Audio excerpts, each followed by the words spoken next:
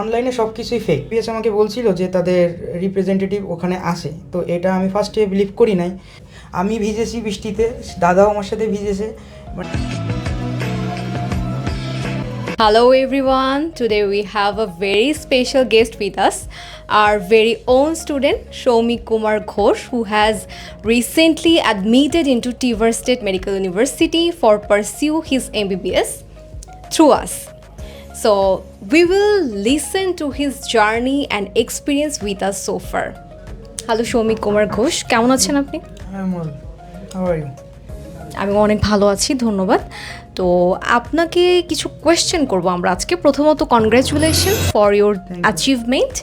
And প্রথম কোয়েশ্চেনটা হচ্ছে আমার আপনার কাছে, যে এমবিবিএসকে ক্যারিয়ার পাথ হিসেবে চুজ করার পেছনে আপনাকে সবচেয়ে বেশি কী ইন্সপায়ার্ড করেছিল? কোয়েশ্চেনটা করার জন্য আপনাকে অনেক ধন্যবাদ। আসলে এমবিবিএস করার মূল কারণ হচ্ছে যে ফার্স্ট অফ অল আমি যখন অনেক ছোট তখন থেকে আমার বাবার স্বপ্ন ছিল যে আমি বড় হয়ে ডাক্তার হব। আর তারপর ছোটবেলার স্বপ্ন? হ্যাঁ, তারপর থেকে যখন মানে আস্তে আস্তে এটা আমার ভিতরে আরও তীব্রভাবে জেগে উঠলো যে বড় হয়ে আমি ডাক্তার হব। তারপরে যখন আমি এখানে চেষ্টা করছিলাম, বাট যখন আমি ফেলিওর হলাম তখন আমি হয়তো ভাবছিলাম যে আমার জীবন হয়তো এখানেই থেমে যাবে, কারণ প্রত্যেকটা মানুষের একটা স্বপ্ন থাকে আর সেই স্বপ্নটাকে মানুষ আঁকড়ে নিয়ে বাঁচতে চায়। অবশ্যই অবশ্যই। সেই সময়ই আমার সামনে চলে আসছিল বিং এমবিবিএসের মানে সাহায্যের মানে একটা সিঁড়ি পেয়েছিলাম, যে যার মাধ্যমে আজকে আমি এই পর্যন্ত পৌঁছাইতে পারছি। এখন পরবর্তীতে যেটা হবে সেটা পরবর্তীতে দেখা যাবে। আপাতত মানে আমি খুবই খুশি যে আমি রাশিয়াতে যাইতে পারতেছি আমার স্বপ্ন পূরণ করার জন্য। ওকে, ভেরি ইন্সপায়ারিং। তো আমার সেকেন্ড কোয়েশ্চেন হচ্ছে, দেশের বাইরে এমবিবিএস করতে যেতে আমাদের দেশের স্টুডেন্টরা অনেক বেশি ডাউটফুল থাকে। তো আপনি খুবই ব্রেভ ডিসিশন নিয়েছেন এক্ষেত্রে। তো দেশের বাইরে এমবিবিএস করতে যাওয়ার পেছনে কারণটা কী ছিল? আর আরও একটা কোয়েশ্চেন আমি এখানেই অ্যাড করতে চাচ্ছি, রাশিয়াতে কিন্তু আপনি তো টিভার স্টেট মেডিকেল ইউনিভার্সিটির স্টুডেন্ট অলরেডি, যেহেতু অ্যাডমিশন আপনার কমপ্লিটেড। তো টিভার স্টেট ছাড়াও কিন্তু আরও অনেক মেডিকেল ইউনিভার্সিটি রয়েছে। টিভার স্টেট কেন আপনার পছন্দের শীর্ষ তালিকা রয়েছে, আমাদের সাথে একটু শেয়ার করুন। আসলে রাশিয়াতে প্রথমে বাহিরে, যে বাইরে যাওয়ার যে বিষয়টা আপনি বললেন, এটা হচ্ছে বাংলাদেশের মেডিকেল যে ইউনিভার্সিটি বা মেডিকেল যে কলেজগুলো আমরা বলি সাধারণত, মেডিকেল কলেজগুলো অনেক ভালো টিচিং প্রোভাইড করে, যার কারণে আমরা দেখতে পাই আমাদের দেশের অনেকেই অনেক বড় বড় জায়গায় আসে বা মানে যেটা যার আর কি। কিন্তু বিষয়টা হচ্ছে কি, যদি আমি বাইরে আমার কোর্সটা কমপ্লিট করি, তাদের টিচার ক্যাপাবিলিটি বলেন বা তাদের ইকুইপমেন্ট বলেন, যেগুলো প্র্যাকটিক্যাল নলেজ, যেটা পরবর্তীতে একজন মানুষের তার কেরিয়ারে আগায় যাইতে হলে তার ভোকেশনালে যতটা প্রয়োজন তার সাথে প্র্যাকটিক্যাল নলেজও প্রয়োজন হয়, যেটা আমাদের তুলনায় বাইরের দেশে বেশি পরিমাণে থাকে, যেটা যার কারণে আমি চুজ করছি যে বাইরে পড়াশোনা করার জন্য আর কি। আর একটা আপনার কোশ্চেন ছিল যে রাশিয়াতে টিভার কেন? রাইট। টিভার হচ্ছে, আমি এটা সার্চ করে দেখছি যে টিভার 1936 এস্টাবলিশড এবং একটা well known university all over the Russia, third position all over the Russia, and হুর জরিপ অনুসারে এটার পজিশন হচ্ছে টোটাল ওয়ার্ল্ডে 23, যেটা আমার মনে হয় মানে most of the famous university. And আমি এখান থেকে আমার কেরিয়ার ভালো কিছু করতে পারবো, যার কারণে আমি এটা চুজ করছি আর কি। Exactly, thank you so much. And আরও একটা বিষয় আপনি যেটা বললেন যে সেখানে প্র্যাকটিক্যাল এক্সপিরিয়েন্সটা বেশি পাওয়া যায়, লাইক খুব ভালো হ্যান্ডস অন এক্সপিরিয়েন্স পাচ্ছেন আপনি, গুড ইনফ্রাস্ট্রাকচার পাচ্ছেন। আসলে যদি আমি যেহেতু আমার গভর্নমেন্ট মেডিকেলে হয়নি, যার কারণে আমি বাইরে যাওয়ার সিদ্ধান্ত নিয়েছি। তো যদি আমি এখানে প্রাইভেট মেডিকেলে কোর্সটা কমপ্লিট করতে চাইতাম, তাহলে আমার ভর্তি ফি ছিল 22,80,000 টাকা মতো। Too much expensive. তো আর এরপরেও তো আপনার হচ্ছে যে পার মানে সেমিস্টার ফি আছে, তারপর হোস্টেল ফি আছে, মানে কলেজের বেতন, এগুলো তো আছেই। তো এইখান থেকে দেখতে গেলে আমার টোটাল কোর্স কমপ্লিট করতে প্রায় 50 lakhs মতো কস্ট ছিল, যেটা আমার ফ্যামিলির পক্ষে মানে টু মাচ এক্সপেন্সিভ। বাট আমি যখন রাশিয়াতে এই ইউনিভার্সিটি সম্পর্কে জানতে পারলাম, তারা আমাকে অফার করছে যে আমার টোটাল কোর্সটা 35 lakhs-এর ভিতরে কমপ্লিট হয়ে যাবে, যার কারণে আমি এটা চুজ করছি। আর তার সাথে সাথে এটার সুনাম সারা বিশ্ব জুড়ে আছে।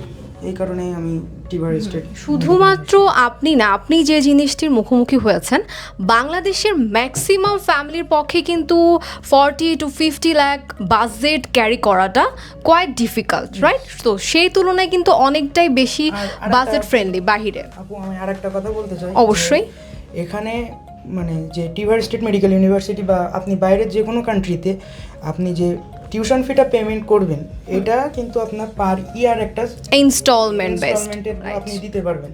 কিন্তু এইখানে যে একসাথেই যে 22,80,000 টাকা মতো যে পেমেন্টটা করতে হয়, এটা আসলে আমাদের মতো মধ্যবিত্ত ফ্যামিলির পক্ষে খুবই টু কষ্টকর টাফ, বিষয়। রাইট রাইট যে রাইট। এইরকম মানে এত বড় একটা অ্যামাউন্ট একসাথে অ্যারেঞ্জ করা, তো সেক্ষেত্রে আমার মতে বাইরে করা। আর আমি যেহেতু এখান থেকে এনভায়রনমেন্ট ওইখানে বেশি ভালো পাচ্ছি, প্র্যাকটিক্যাল নলেজ বেশি পাচ্ছি, তাহলে কেন আমি সেটা চুজ করবো না? অবশ্যই। আচ্ছা, এখন আরেকটা খুব গুরুত্বপূর্ণ কোয়েশ্চেনে চলে যাচ্ছি, যেটা আমাদের সাথে রিলেটেড। সেটা হচ্ছে আপনার প্রসেস অ্যান্ড সব কিছু ডকুমেন্টেশন, অ্যাম্বাসি ফেজ, আপনি ভিসাও পেয়ে গেছেন, সব কিছু কমপ্লিটেড। তো একদম স্টার্ট থেকে এই পর্যন্ত আপনার যে জার্নিটা ছিল, সেটা আমাদের বিং এমবিবিএস আপনাকে যেভাবে অ্যাসিস্ট করেছে, আপনার এক্সপিরিয়েন্স কী বল? আপনি স্যাটিসফাইড? আসলে আপু বিং এমবিবিএস সম্পর্কে যদি বলতে যাই তাহলে কোনো কথাই শেষ করার মতো না। তো ফার্স্ট অফ অল আমি যেহেতু ঢাকার না, আমি ঢাকার বাইরে, আমি খুলনাতে থাকি। তো মানে যেহেতু আমি ঢাকার না, আমি বিং এমবিবিএসের সাথে কন্ট্যাক্ট হই হোয়াটসঅ্যাপের মাধ্যমে। তো প্রথমেই আমাদের মানে আমাদের বাংলাদেশের মানুষের সবার মানে একটা মানে ডাউট কাজ করে, মেইন একটা ধারণা হচ্ছে যে অনলাইনে সব কিছুই ফেক, সব কিছু রাইট। তো ফার্স্টে আমি বুঝতে পারিনি। তো যখন আমি এনাদের সাথে বিশেষ করে বাপ্পি ভাইয়ের সাথে আমি যখন কথা বলি, তারপরেও কিছুদিন টাইম নিয়েছিলাম যে আমি কি করব না, আমি এনাদের মাধ্যমে কি কাজ করব কি না, বা এনাদের সাহায্য মানে ইয়েতে আসবো কি না। তারপরে যখন আমি আসলাম, তো এনাদের মানে এই বিং এমবিবিএস যে এত পরিমাণ হেল্পফুল, আমার মনে হয় না বাংলাদেশে আর কোনো এজেন্সি এরকম ধরনের সাপোর্ট দিবে। আমি যখনই মানে এখানে আমি ছোট একটা কারেকশন করব, আমরা কিন্তু কোনো এজেন্সি না, আমরা অথরাইজড রিপ্রেজেন্টেটিভ মেডিকেলগুলোর। তো এখানে মানে বাপ্পি ভাই আছে, ইসমাইল ভাই আছে, বাট ইসমাইল ভাইয়ের সাথে আমার যদিও অতটা কমিউনিকেশন নেই, কিন্তু আফরোজা আপু, পার্থ দাদা, বাপ্পি ভাইয়া, এনাদের সাথে যখনই আমি ফোন দিছি, যে কোনো কোশ্চেন, যে কোনো প্রয়োজনে, মানে তারা সব সময় মানে অ্যাডভান্স ছিল যে স্টুডেন্টের এইটা লাগতে পারে, এইটা ভেবেও তারা ওইখানে হাজির হয়েছে। মানে এজেন্সিতে মানে আপনার এই অ্যাম্বাসিতে সচরাচর মানে কেউ যায় না, কিন্তু আমি পার্থ দাদারে, আমি ভিজেছি বৃষ্টিতে, দাদাও আমার সাথে ভিজেছে, মানে এটা একটা অন্যরকম এক্সপেরিয়েন্স। এতটা সাপোর্টিভ কি কোনো কোথাও আপনি পাবেন? আমার মনে হয় না যে বাংলাদেশের প্রেক্ষাপটে this is near to impossible. সে মানে তারা আমার নিজের গার্জিয়ানের মতোই আমার সাথে বিহেভ করে, বা তারা প্রত্যেকটা ক্ষেত্রে আমাকে সাপোর্ট দেয় যে এইটা এরকমভাবে করতে হবে বা এরকম সব কিছু। আসলে আমরা প্রতিটা স্টুডেন্টকে এই সাপোর্টটা দিয়েছি, কারণ আমাদের কাছে আমাদের প্রতিটি স্টুডেন্ট আমাদের দায়িত্ব। তো আমরা আমাদের দায়িত্ব থেকে কখনোই পেছনে আমরা কখনোই আমাদের দায়িত্ব থেকে পেছনে যাই না। আমরা আমাদের দায়িত্ব হিসেবে আপনাদেরকে নিচ্ছি, এবং সেই কারণে আমরা এই কাজগুলো করছি আপনাদের জন্য। আর আরেকটা কোয়েশ্চেন হচ্ছে, 6 বছর পর এমবিবিএস শেষ হয়ে যাচ্ছে, আফটার এমবিবিএস প্ল্যান কি? আসলে মানে আমার এমবিবিএসের পরে ইচ্ছা আছে যে আমি দেশে ব্যাক করব। দেশে ব্যাক করার পরে ডিগ্রি নিয়ে মানুষের সেবায় নিয়োজিত হব, কারণ যেহেতু ডাক্তারি পেশা একটা মহৎ পেশা এবং মানে সেবাদায়ক পেশা, অবশ্যই। যার কারণে আমার দেশের মানুষ অনেকেই আমি দেখছি আমার নিজের চোখে যে বিনা চিকিৎসায় বা চিকিৎসার অভাবে অনেকেই মানুষ মারা গেছে, যার কারণে এই বিষয়টা আমার অনেক ইফেক্ট ফেলছে। আমি চাই যে আমার দেশে বা আমার পরিচিত কেউ যেন এইরকম ধরনের অবহেলার বা এরকম কোনো পরিস্থিতির শিকার না হয়, যার কারণে আমি দেশে ফিরবো এবং দেশের মানুষকে সেবা করবো। থ্যাংক ইউ সো মাচ, খুবই ইন্সপায়ারিং ছিল আপনার কথাগুলো। অ্যান্ড আরও একটা বিষয় জানতে চাচ্ছি যে বাংলাদেশে যেসব স্টুডেন্টস এবং প্যারেন্টস রয়েছে, দেখা যাচ্ছে তাদের সরকারি মেডিকেলে হয়নি, প্রাইভেট খুব এক্সপেন্সিভ হয়ে যাচ্ছে, দেশের বাহিরে যাবে কি যাবে না, বা কেউ কেউ ভাবছে যাবে, কেউ একটু ডাউটে রয়েছে, তো তাদের উদ্দেশ্যে কিছু বলুন যে তারা বিং এমবিবিএসের মাধ্যমে, বিং এমবিবিএসের উপর নির্ভর করে, তাদের উপর বিশ্বাস বা আস্থা রেখে কিভাবে এই সিদ্ধান্তটা নিতে পারে। আসলে বিং এমবিবিএস এর কোনো কথা বলে শেষ করার মতো না, কারণ এখানে আমার অনেকেই সিনিয়র আছে, বাট আমি তাদেরকে ভাইয়া বলে সম্বোধন করি। মানে তারা এতটাই আমার ক্লোজ যে তাদের আমি ভাইয়া বলে সম্বোধন করি। আর এইটা হচ্ছে তারা সব সময় ওয়ার্ল্ড মানে 24 আওয়ার্স সব সময় যখনই আমি ফোন দিছি তাদেরকে আমি পাইছি। বাট যদি কোনো কারণে ফোন তারা তুলতে পারেনি, সাথে সাথে আমাকে কল ব্যাক করছে, কী প্রবলেম, কোনটা কী সমস্যা, সবগুলোই তারা করছে। সব কিছুই তাদের মাধ্যম দিয়ে আমার হয়েছে। আর আপনারা যারা চিন্তা করতেছেন যে বাইরে যাবেন বা এমবিবিএস কমপ্লিট করবেন, তাহলে অবশ্যই বিইং এমবিবিএসে কন্ট্যাক্ট করবেন। আসলে আমার মুখের কথা বিশ্বাস না, আপনারা সরাসরি এসে তাদের সাথে কথা বলুন। এবং আর এর বেশি কিছু বলার নাই। আর যেটা সত্যি কথা বলতে, যে বিইং এমবিবিএস আমাকে বলছিল যে তাদের রিপ্রেজেন্টেটিভ ওখানে আসে, তো এটা আমি ফার্স্টে বিলিভ করি নাই, যেহেতু মানে অনলাইনের মানে কথা আমি ফার্স্টে বিলিভ করি নাই। কিন্তু আমি সরাসরি তাদের সাথে কথা বলছি, তারা আমাকে ইউনিভার্সিটি ভিডিও করে দেখাইছে। তারপরে মানে তাদের সাথে অল টাইম কথা বলছি যে কোনো প্রয়োজনে। তারপরে আমাকে বলছে মানে ফ্লাইট থেকে মানে এয়ারপোর্ট থেকে তারা আমাকে রিসিভ করবে।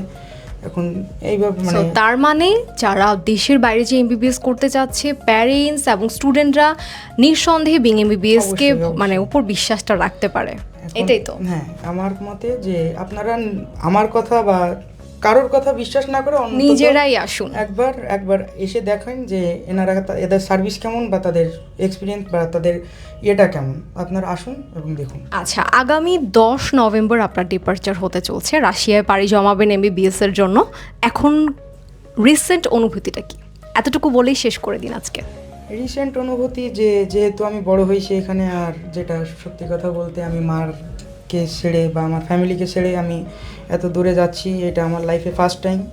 তো একটু খারাপ লাগতেছে, কিন্তু তার সাথে মানে ভালোও লাগতেছে যে অবশ্যই আমি এখান থেকে যখন ফিরে আসব, আমার বাবা মার যে কষ্টের ফল, তারা যে সিদ্ধান্ত নিয়েছে, যে কঠিন সিদ্ধান্ত আমাকে দূরে রাখার, মানে তাদের সম্মান, মানে তাদের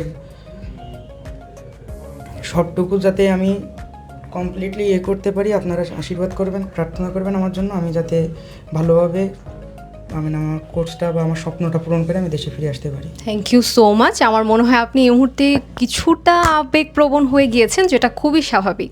সো সবাইকে আজকের মতো অসংখ্য ধন্যবাদ। আমাদের সৌমিক কুমার ঘোষের আগামীকাল ফ্লাইট, সে চলে যাচ্ছে, তার ড্রিম জার্নি স্টার্ট হতে যাচ্ছে আগামীকাল থেকে। সবাই তার জন্য অনেক অনেক আশীর্বাদ ও দোয়া রাখবেন। Thank you so much.